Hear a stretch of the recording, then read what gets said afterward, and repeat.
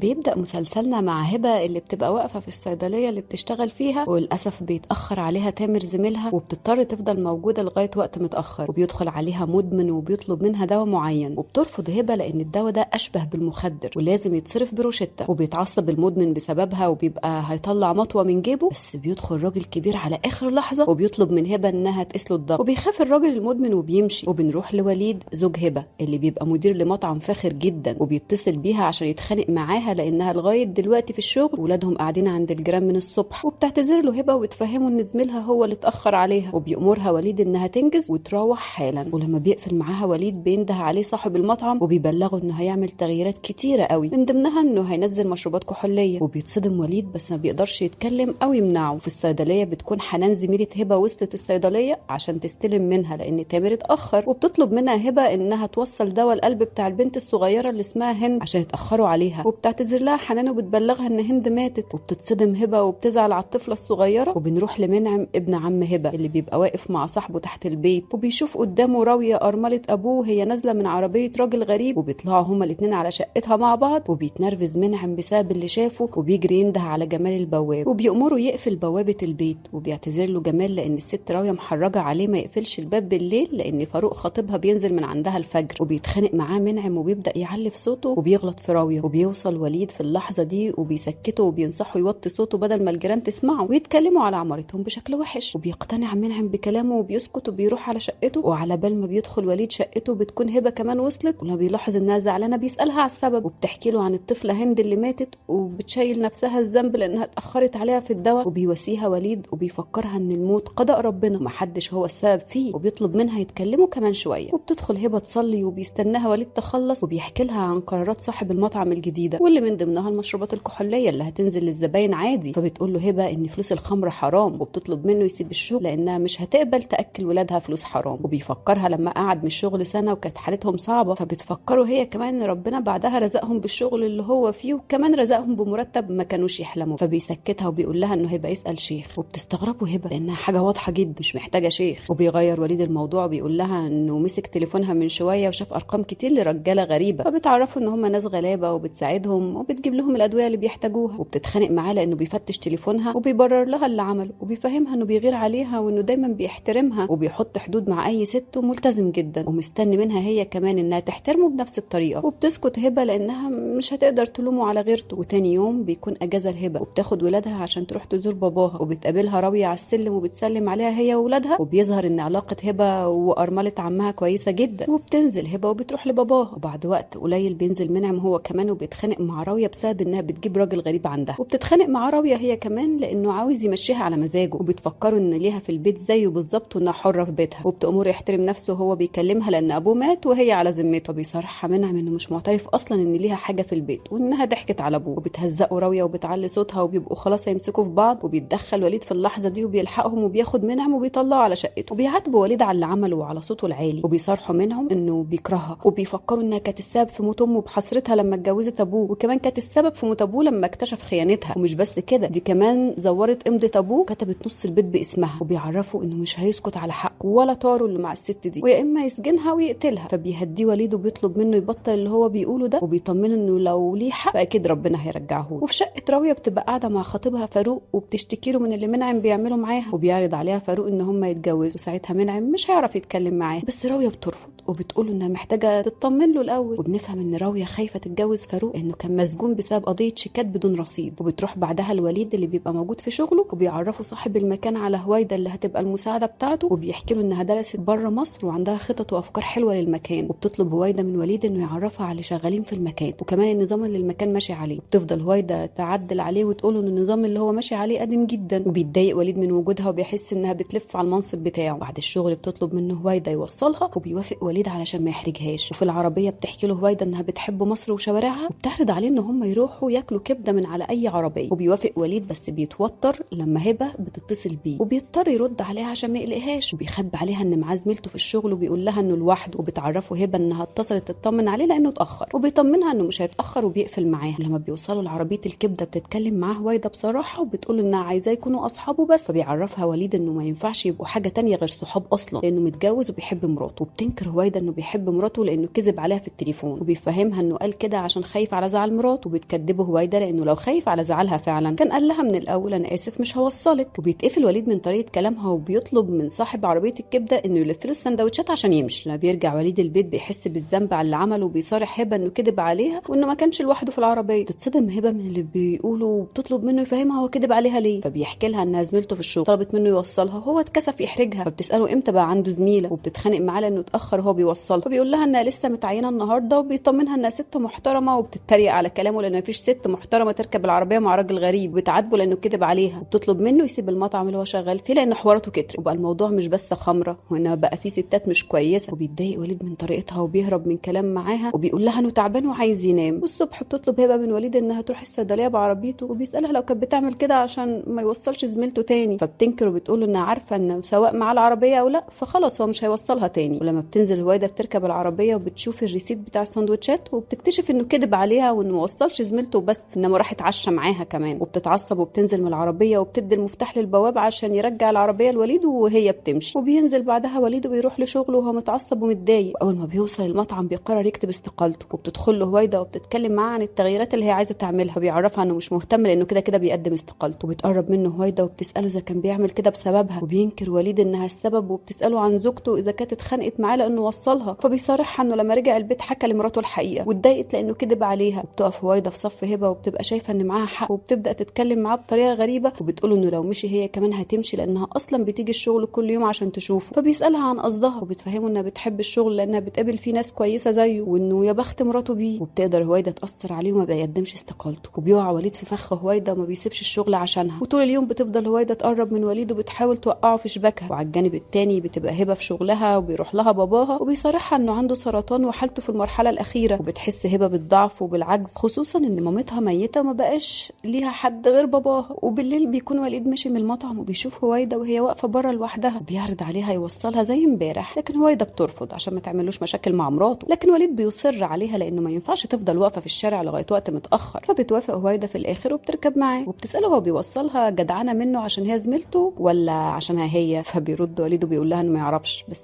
اللي يعرفه دلوقتي انه بيوصلها عشان يبقى مطمن عليها. وبيظهر ان وليد بدا يحب هويدا. لما بيروح بيته بيشوف هبه وهي قاعده بتعيط في اوضتهم، وبيسالها على السبب، وبتواجهه باللي شافته الصبح وانه راح اتعشى بره مع هويدا. وبتساله عشاها فين النهارده، بيعرفها انه اضطر يوصلها تاني. وبتتعصب هبه عليه وبتتخانق معاه، وبيرد عليها ببرود وبيقول لها انه مش شايف انه عمل حاجه غلط. وبتبلغه انها رايحه تقعد الفتره دي عند باباها، وان كمان بتفكر في الطلاق. وبيتهمها وليد انها اوفر وبتدي الامور اكبر من حجمها. وبتصر هبه على انها تروح لباباها، وبتامره يطلع ويسيبها لوحدها. وبيمشي وليد من غير ما حتى يحاول يهديها او يصالحها. وتاني يوم بتكون هبه في الصيدليه وبتتصل بباباها عشان تطمن عليه هو واولادها، وبيطمنها عليهم، وبتعرفه هبه انها هتاخد الورق بتاعه وهتعرضه على دكاتره تانيين بتصفيهم. وبيطلب منها باباها ما تتعبش نفسها لان خلاص حالته بقى ميؤوس منها. وبتزعل هبه بسبب استسلام ابوها، وبتترجاه يكون عنده شويه امل لانه لو حصل له حاجه هتضيع. وبيغير باباها الموضوع وبيطلب منها تجيب اللعب بتاعه ولادها لانها نسيتهم في البيت، وبيقفل معاها. وبتتكلم معاها زميلتها حنان وبتدعي لها ان باباها يخف ويقوم لها بالسلامه. وبتتكلم معاها في موضوع وليد وبتقول لها انها فعلا مكبره الموضوع. وبتحكي لها هبه ان وليد كان بتاع بنته، ما كانش بيصلي ولا يعرف ربنا، بس اتغير لما عرف ان عمره ما هيعرف يتجوزها طول ما هو كده. وبتصارحها بشكوكها وانها حاسه انه ما اتغيرش واتخدعت فيه. وبتستاذنها هبه عشان هتمشي لانها عايزه تقعد مع باباها. وبنروح لوليد اللي بيبقى قاعد في مكتبه، وبتروح له هويدا وبتساله ليه قاعد في المكتب من الصبح وقافل على نفسه. فبيقول لها ان هو وزوجته شادين مع بعض. وبتقول عليها هويدا انها نكديه. وبيتضايق وليد وبيأمرها تتكلم مع مراته كويس، وبتعتذر له وبتوضح له قصدها وانها دايما شايفه ان الستات في مصر نكديين. وبيتريق عليها وبيقول لها انها برضه مصريه مش من فنزويلا. وبيطلب منها تطلع وتسيبه شويه لوحده لانه مش قادر يتكلم. وبتتقمص هويدا وبتطلع وبتسيبه. وبالليل لما بيرجع وليد لبيته بيستغرب لما بيلاقي عربيه البوليس والمستشفى موجوده تحت البيت. ولما بيسال البواب بيقول له ان الست هويدا لقوها مقتوله في شقتها. وبيتصدم وليد وما بيكونش عارف ايه اللي حصل. بيقول له البواب انه تقريبا اللي قتلها كان حرامي. وبيجري وليد على شقته وبيتصل بهبه وبيبلغها خبر موت مرات عمها. وبتتصدم هبه وبتتصل بمنعم وبتعرفه انه راويه اتقتلت. تساله لو كان هو اللي عمل كده او ليه يد فيها. فبينكر منعم وبيقسم لها انه اصلا بره البيت من بدري. وبتطلب منه يرجع لان البوليس بيدوروا عليه عشان يحقق معاه. وبيطمنها انه هيروح القسم بنفسه وبيقفل معاها. واول ما بيقفل بينزل من عربيه صحابه وبيجري على القسم عشان يتحقق معاه ويبعد الشكوك عنه. ولما بيسالوا الضابط عن علاقته براويه بيجاوبوا منعم انها كانت مرات ابوه. وبيصارحوا بحقيقه كرهه ليها لانها زورت اوراق كتير عشان تثبت ان ابوه باع لها نص البيت بيع وشراء. وبيسالوا الضابط لو كان شاكك في حد، فبيقول لهم ان في واحد بلطجي اسمه فاروق كان على علاقه براويه في اخر فتره، وحذر راويه منه كذا مره لانه كان شاكك فيه وحاسس انه عاوز ينصب عليها، وبيشكره الضابط وبيستدعي بعدها وليد. ولما بيدخل وليد بيسأله نفس الأسئلة اللي سألوها المنعم، وبيجاوبهم بالحقيقة وانه ما كانش ليه اي علاقة براوي، وان كل علاقته بيها انها قريبة مراته وبس. وبيقول عنها انها كانت ست عصبية وبتتخانق مع منعم كتير، بس منعم ما كانش بياخد رد فعل معاها وكان اضعف منها. وبيشكره الضابط وبيطلب منه يبلغ مراته ان هي كمان محتاجين يحققوا معاها في الاسم، فبيأكد لوليد انه هيكلمها عشان تيجي. وبيمشي وليد ومنعم مع بعض، ولما بيروحوا بيتكلم وليد مع منعم وبيطلب منه يصارحه لو كان هو اللي عملها، وبيطمنه انه هيقف معاه ويحميه لو هو اللي قتلها. وبيتعصب منعم عليه وبيسأله ازاي يتهمه في حاجة زي دي، وبيعرفه انه دلوقتي في مشكلة اكبر لانه عاوز يثبت انها زورت امضة ابوه عشان ياخد البيت. وبيطمنه وليد انه دلوقتي يقدر يطعن في العقود ويرجع البيت، وبينصحه يبدأ يدور على شغل ويركز في مستقبله لان خلاص اللي كان بيتحجج بيها ماتت. وبيهاودوا منعم وبيبان عليه التوتر والخوف كأن في حاجة مستنيها. وبنشوف بعدها جمال البواب وهو شايل حاجة في ايده وبيخبيها في مخزن مهجور ورا البيت، وبيبان عليه هو كمان القلق والخوف. وفي الوقت ده بتصدر النيابة امر بالقبض على فاروق لان الكاميرات اثبتت ان اخر شخص خرج من عندها، وبيحاول فاروق يهرب من الشرطة بس بيمسكوه في الاخر وبيتحبس. وتاني يوم بتكون هبة في شغلها كالعادة وبيبان على وشها الحزن والهم، وبتنصحها حنان تبقى اقوى من كده عشان باباها وعيالها، وبتسألها لو كان وليد سايبها في الظروف دي، وبتعرفها ان وليد ما يعرفش اصلا ان باباها تعبان. وبتلومها هبة على الطريق اللي بتتعامل بيها وليد، وبتفكرها ان اي راجل مكانه كان هيخبي عليها ويكذب وما كانش هيقول لها انه وصل زميلته. بس هبة بتصر على انها مش هتعرفه حاجه لانها مش قادره تسامحه، وبتفهمها ان اللي عمله وليد هو بالنسبه لها خيانه وهي ما بتقدرش تسامح عليها. وبعد الشغل بتروح هبة للدكتور تعرفه عشان توري له الاشعاعات والتحاليل بتاعه باباها، وبتتفاجئ لما بتلاقي وليد موجود معاها وبيسالها هي ليه ما قالتلوش على اللي باباها بيمر بيه. وبتفهم هبة ان حنان هي اللي قالت له، وبيعتذر لها وبيطلب منها تسمح له انه يقف جنبها ويساعدها، وبتطلب منه يأجل كلام في موضوعهم دلوقتي. وبيدخلوا هما الاثنين للدكتور وبتعرض هبة الورق اللي معاها وبتبقى مستنيه يطمنها او يديها اي امل، بس الدكتور بيصارحها ان والدها فعلا وصل لاخر مرحله والكيماوي مش هيعمل حاجه غير انه هيعذبه في ايامه الاخيره. وبتتكسر هبة لان الامل اللي كان عندها راح، وبتنزل هي ووليد وبتفضل تعيط في العربيه، وبيصبرها وليد وبيفكرها ان ده قضاء ربنا ولازم ترضى بيه. وبتطلب منه يوديها لباباها لانها عايزه تلحق تشبع منه وتقعد معاه. ما بيرضاش وليد يضغط عليها في موضوع الرجوع للبيت وبيسيبها تقعد عند باباها. وبيرجع وليد على مكتبه وبتروح له هويدا وبتتخانق معاه لانها اتصلت بيه كذا مره وهو ما ردش. وبيفكرها وليد ان هما مش صحاب وان هما مجرد زمايل في الشغل وانه حر انه ما يردش عليها. وبتطلب منه بعد كده لما تحب تكلمه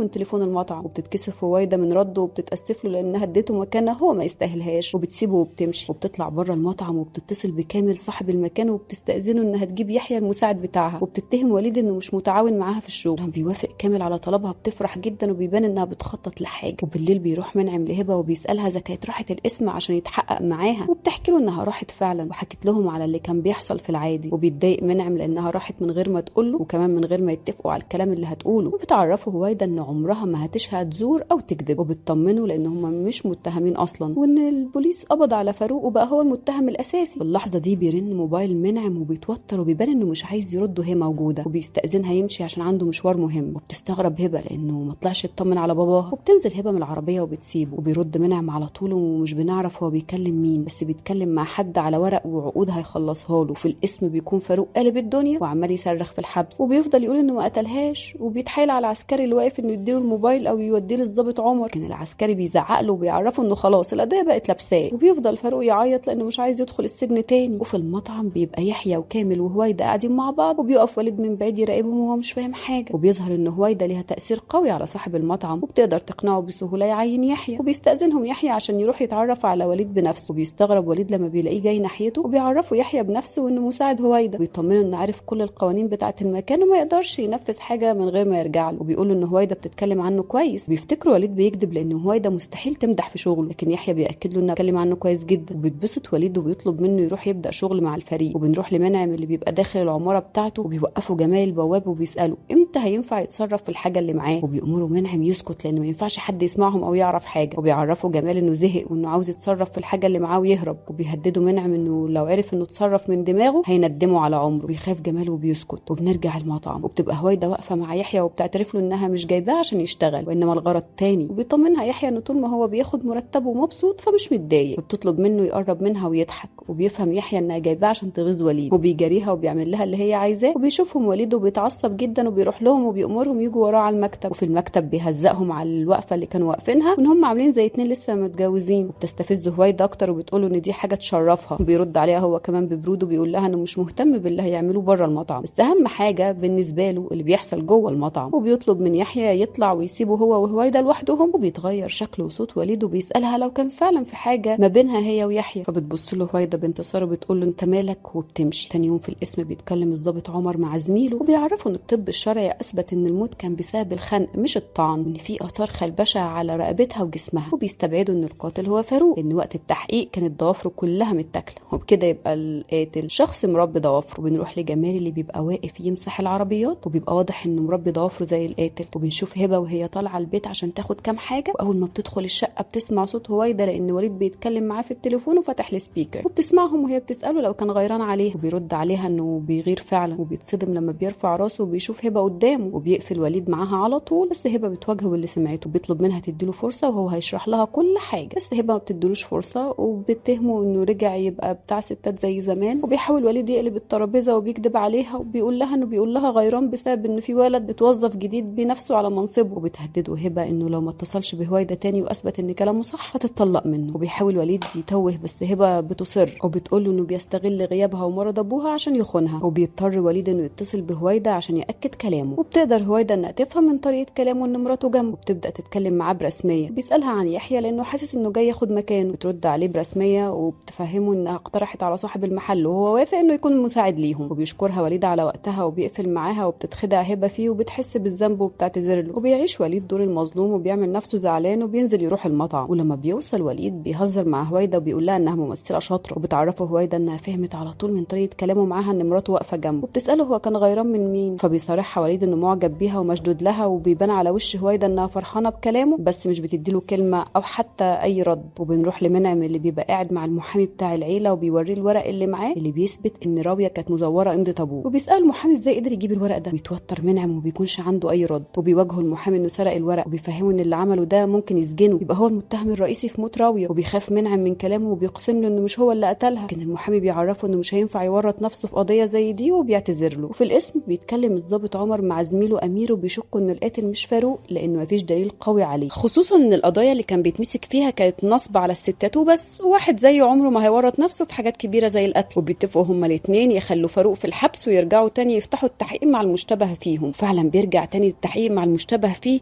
اللي بيبقوا جمال البواب ومنعم، وبيتوتروا هما الاثنين في التحقيق وبيبان عليهم الخوف، وده بيخلي الضابط يشك فيهم ويتاكد ان القاتل مش فاروق. وبنروح لوليد اللي بيبقى قاعد في مكتبه وبيتصل بهبه عشان يطمن عليها، وبتعتذر له على اللي قالته الصبح وبتعرفه انها هتطول شويه عند باباها. فبيقول لها وليد ان مفيش مشكله وبيقفل معاها. وبتدخل عليه هويدا في اللحظه دي وبتقول له انها عرفت انه كان بيسال الموظفين عليها، وبيعرض عليها ان هم يخرجوا يتعشوا بره. وبيبان ان علاقتهم بقت بتتطور بسرعه جدا، وبعد الشغل بيروحوا هما الاثنين سوا. وبتقدر هويدا انها تقنعه ان هم يتعشوا في بيتها عشان ما حدش يشوفهم مع بعض. وبتعجبه وليد جرأتها وبتساله هويدا عن مراته وحياته، وبيحكي لها ان زمان كان بتاع بنات وسمعته وحشه جدا، ولما راح يتقدم لهبه اترفض، وساعتها حماه قال له انه سمعته وحشه وانه ما يناسبش بنته، بس هبه كانت حباه ومتمسكه بيه. فافتكرها وليد غبيه وكمل في حياته اللي كانت مليانه بنات. لكن في يوم هبه قفشته ورمت له الدبله في ساعتها، وقرر من اللحظه دي انه يتغير عشانها، ورغم ان والدها كان رافض رجوعهم بس وثقت فيه وصدقت انه اتغير ورجعت له. وبتساله هويدا ليه قرر يخون مراته دلوقتي، فبيعرفها انه اكتشف ان هبه مش الشخص اللي بيديله الحاجات اللي بيحبها، يعني مش ست في نظره على عكسها هي. فبتحذره هويدا من انه يتعلق بيها، وبيقول لها انها اتاخرت قوي في تحذيرها لانه خلاص اتعلق. وبيظهر من نظرات هويدا انها ناويه على حاجه. وفي بيت منعم بيبقى قاعد هو وجمال يتكلموا، وبيخاف جمال ان هم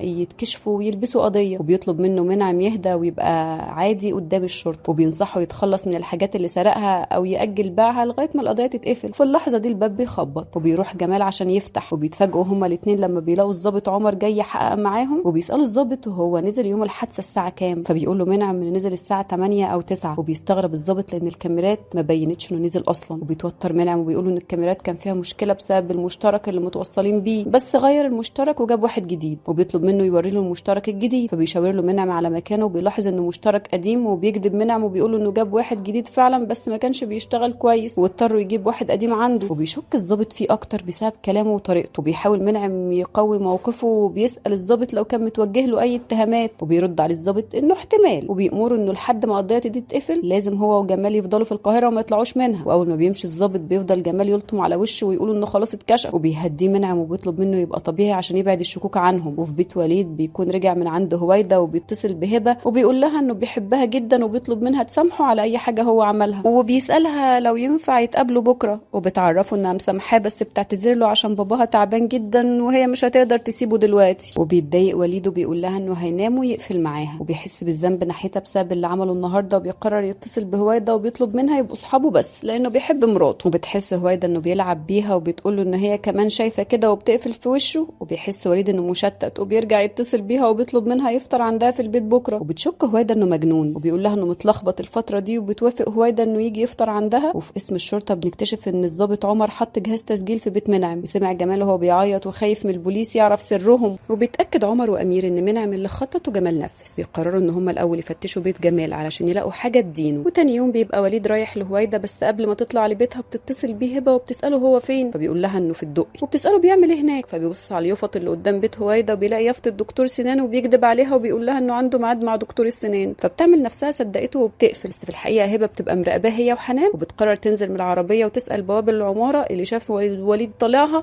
لو كان في عياده اسنان في العماره. بيشاور لها البواب على اليافطه، وبتروح هبه تصورها وبترجع للعربيه وبتلومها حنان عشان ظلمت جوزها وطلع فعلا في دكتور سنان. لكن هبه ما بتقتنعش وبتقرر تتصل بالعياده وتتاكد ان جوزها موجود. وبيطلع توقع هبه صح، وبيطلع ان العياده قافله اصلا، وبتنهار وبتقول لصاحبتها انها من الاول كانت شاكه فيه، بالذات لما اتكلم في التليفون بطريقه رسميه معاها عشان يحسس هويدا ان في حد جنبه. وفي وسط كل ده بيتصل والد هبه بيها وبيطلب منها تلحقه لانه تعبان قوي، وبتجري هبه عشان تلحق باباها. وفوق بيكون وليد قاعد يفطر مع هويدا وبيعرض عليها يتجوزوا عرفي، وبترفض هويدا عرضه وبتقول انها مش بتحبه. يحس وليد بالاهانه وبيسالها يعني ايه، وبترد عليه انه مجرد واحد عاجبها ومش بتحبه لدرجه الجواز، بس هي معاه للاخر لحد ما تقرر اسم لعلاقتهم وشكل يناسبها. فبيسالها وليد لو كان في حد تاني، ومش بتريحه هويدا وبتقول له ممكن. فبيشك وليد في يحيى وبيسالها لو كان هو، لكن هويدا ما بتديلوش رد عشان تضايقه، وبيتعصب وليد وبينزل من عندها. وفي الوقت ده بتكون الشرطه بتفتش البيت بتاع جمال بس ما بيلاقوش حاجه، وبيقرروا يفتشوا المخازن بتاعته. وبيبقى كل ده جمال ومنعم مش عارفين اي حاجه، وبتلاقي الشرطه في المخزن كل الحاجات اللي اتسرقت من شقه راويه، وبيستنوا جمال يرجع البيت وبيعملوا له كمين وبيقبضوا عليه وبياخدوه على الاسم وبيفضلوا يحققوا معاه، بس بينكر انه عمل اي حاجه او انه قتلها. وبيفضل يوجه التهم لمنعم، وبيستغل عمر الاعتراف ده وبيصدر امر بالقبض على منعم. وبيبقى منعم اصلا بيلم في هدومه وحاجته عشان يلحق يهرب، بس البوليس بيمسكوا على اخر لحظه. وفي المطعم بيقرر وليد يطرد يحيى وبيستدعيه لمكتبه ويتعامل معاه بقله ذوق، وبيستغرب يحيى وبيساله على السبب اللي مخليه متضايق منه وبيعامله كده. وبيسكت وليد وما بيرضاش يساله عن علاقته بهويدا لانه بيبقى متاكد ان في حاجه ما بينهم. وبيعرفوا انه خلاص مطرود من المطعم، وبيساله لو كان كامل عارف حاجه عن قرار طرده، وبيكذب وليد وبيقول انه عارف، وبيطرده من المكتب. وبيبان ان وليد شخص مؤذي واناني مع كل اللي حواليه، وبالذات هبه اللي بيخونها وعايزها تفضل معاه. وبنروح لهبه اللي بتبقى مع باباها في المستشفى، وبيواجهها باباها انه عارف ان وليد بيخونها، وبيصارحها انه زعلان عليها وعلى حالها وكان نفسه يطمن عليها مع راجل محترم ويصونها. وبيفكرها انه ياما حذرها منه بس اصرت، وبتطلب منه يغير الموضوع عشان صحته. وفي مكتب وليد بيبقى كامل صاحب المطعم وهويدا عنده، وبيتخانق معاه لانه طرد يحيى من غير ما يرجع له، وبيهدده يا اما يكلم يحيى ويعتذر له ويرجعه، يا اما يقدم استقالته، وهو كده كده هيكتفي بخصم نص شهر ليه. وبيمشي كامل من غير ما حتى يسمع وليد، وبتلومه هويدا على اللي عمله وبتساله ناوي يتصرف ازاي. فبيعرفها انه هيكلمه ويعتذر له بس مش هيسيب حقه وهينتقم. وبتهزقه هويدا وبتقول انه غبي وما بيعرفش يتصرف، وبيتعصب عليها وبيمسكها جامد من دراعها وبيقول لها ان هي السبب، وبتتخانق معاه وبتزعق له عشان يسيب دراعها، وبتزق هويدا بعيد وبتمشي. وفي الاسم بيتكلم عمر وامير عن القضيه، وبيكون امير مقتنع ان جمال ومنعم هم اللي عملوها عشان عندهم دافع للقتل، وجمال عايز الفلوس والذهب، ومنعم عايز الورق عشان يرجع حقه في البيت. بس عمر بيبقى شايف ان الدافع ده مش قوي لدرجه ان هم يقتلوه، وبيشك الاثنين ان القاتل ممكن يكون شخص تاني. وتاني يوم بتعرف هبه ان منعم اتقبض عليه وهيترحل للنيابه، وبتروح له على النيابه وبتجيب له محامي.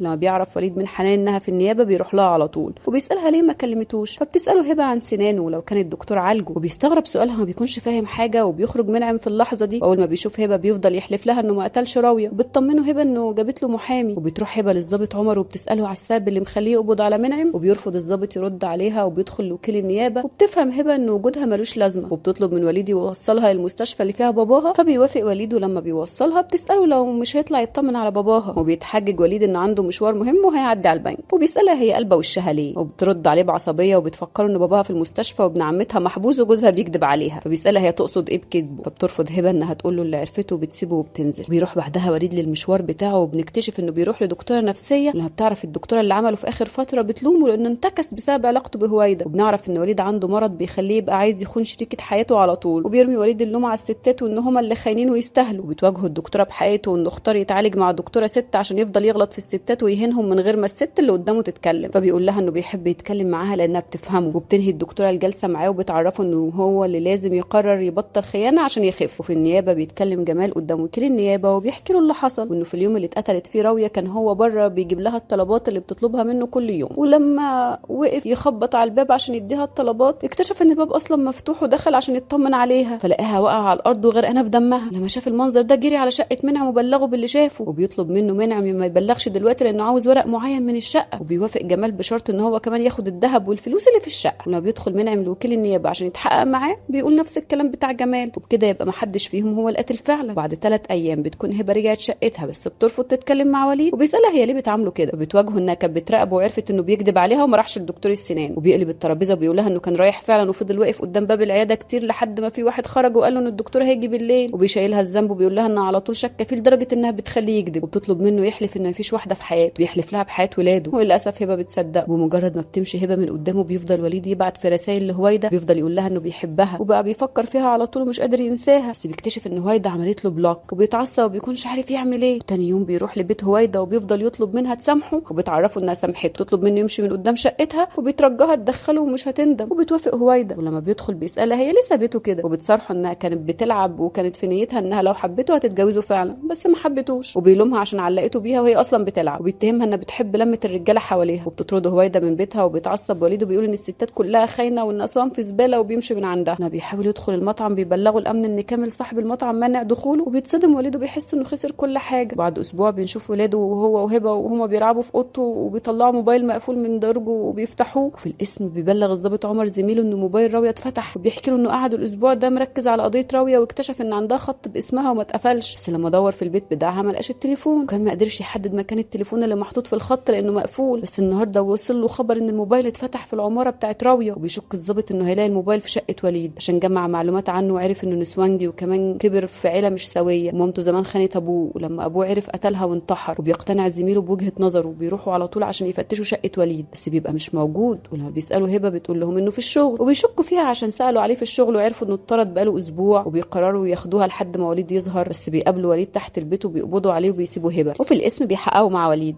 وبيواجهوه بالحقيقه وان هم عرفوا بعلاقته براويه. وبنرجع بالزمن 7 سنين وبنعرف ان وليد وراويه كانوا على علاقه ببعض وهي متجوزه، وساعتها هي عرضت عليه يسكن في الشقه اللي جنبها وهي هتدفع الايجار. بس لما وليد سكن جنبها شاف هبه وهي بتزورهم وبتفطر معاهم في رمضان، وساعتها اعجب بيها وقرر يتجوزها. ورغم اعتراض راويه على الجوازه دي الا ان وليد اصر وطمنها ان علاقتهم مش هتتقطع عشان يتجوز. وفضل وليد يخون هبه مع راويه حتى بعد جوازهم. ولما مات حمدان زوج راويه طلبت منه يطلق مراته ويتجوز، بس وليد رفض وانفصل عنها. لكن راويه ما تقبلتش الرفض وهددته انها هتفضحه. بتفكروا بصورهم وفيديوهاتهم سوا. ساعتها وليد اترعب من انها تدمر له حياته، قرر يخنقها بحبل الستاره. اول ما لقاها وقعت على الارض وسكتت جري على اوضتها وسرق تليفونها، بس وهو طالع سمعها وهي بتفوق فجري على السلم قبل ما تلحق. بيفضل وليد يحلف للضباط انها ما قتلهاش وانه سمع صوتها قبل ما يجري من الشقه، بس الضباط ما بيصدقوهوش وبيفضلوا يسالوه عن سلاح الجريمه. وبيفضل وليد ينكر ان هو اللي قتلها، وبيقرر الضباط يحولوه للنيابه وهي تحوله للمحكمه. بنشوف سلاح الجريمه وهو مع هبه وبنعرف ان هي اللي قتلت راويه. وبنرجع بالزمن تاني وبنكتشف ان وليد كان بيقول الحقيقه فعلا وان راويه فاقت وهو بيجري من عندها. ساعتها راويه حاولت تجري وراه وتلحقه، ولما جري منها هددته بصوت عالي انها تفضحه. بسبب صوتها هبه سمعتها وهي طلعت تشوف في ايه، فدخلت راويه عندها وهددتها انها لما اتطلقتش هتفضح جوزها وتنتقم منها في عيالها. بتخاف هبه وبتعرض عليها ترجع شقتها وهي هتجيلها عشان يخلصوا الموضوع ده. فبتقرر هبه تاخد سكينه معاها وتحمي حياتها واولادها من راويه. واول ما دخلت عند راويه قفلت الباب وراها ومسكت نفس الحبل اللي وليد حاول يخنقها بيه وخنقتها هي كمان، وفضلت تطعنها بالسكينه لحد ما اتاكدت انها ماتت. وبعد ما خلصت رجعت شقتها وخبت السكينه وفضلت ساكته حتى بعد ما وليد اتقبض عليه. وبنشوف بعدها وليد وهو بيتعدم وهبه بتقرر تقفل ابواب الماضي وتعيش حياتها بعد ما اتخلصت من جوزها الخاين وحافظت على اولادها من الفضيحه. الفيديو ده كتبته حنين ماهر، سجلته امل عقيل، ومنتجه كريم طاهر. وما تنسوش تعملوا فولو لصفحه فيلم في ال50 عشان تتابعوا ملخصات الافلام الدراميه بصوت محمد طاهر، ده اللي هو انا يعني. وفولو لصفحه محمد طاهر عشان تتابعوا الملخصات الكوميديه، وفولو لصفحه هكون مطاطا عشان تتابعوا ملخصات الكرتون والانمي. سلام.